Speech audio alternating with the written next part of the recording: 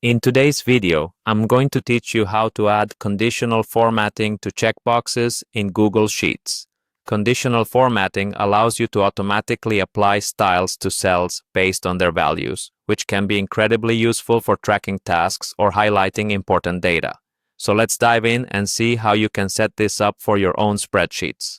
First, start by opening your Google Sheets document. If you don't have one already open, you can create a new sheet or access an existing one on your Google Drive. Once you're in your sheet, decide on the range of cells you want to apply the conditional formatting to. This will typically be the location where your checkboxes are. Click and drag to highlight this range of cells. With your range selected, navigate to the top menu, find the option labeled Format, and give it a click. This action opens up a drop-down menu where you'll see the conditional formatting option. Select that and you'll find yourself on the conditional formatting pane that appears on the right side of the screen. Inside the conditional formatting pane, you'll notice a section labeled Format Rules. This is where the magic happens. Click on the drop-down menu under Format Rules and choose the Custom Formula Is option from the list.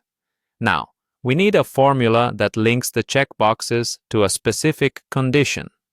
For demonstration purposes, we'll use a simple condition. If a checkbox in cell A2 is checked, it should change the formatting of the selected range. Type the following formula into the box. Eta A2 true.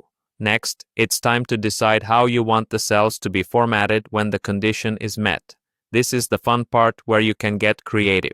To start, let's make the text in the range italic by selecting italic from the formatting style options. Additionally, you might want to change the background color to something that stands out, so go ahead and pick a color that suits your design needs. Once you've set your formatting preferences, click Done at the bottom of the conditional formatting pane to save your changes. You can now test it out by clicking the checkbox in cell A2.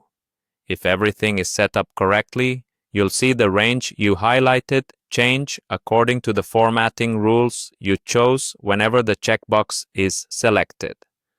Should you need to update or refine your conditional formatting rules, simply return to the Format menu, select Conditional Formatting again, and click on the rule you just created. This will allow you to make adjustments or add more complex conditions. When you're done, just click Done to apply any new changes. Remember, conditional formatting is a powerful tool that can help keep your data organized and visually intuitive.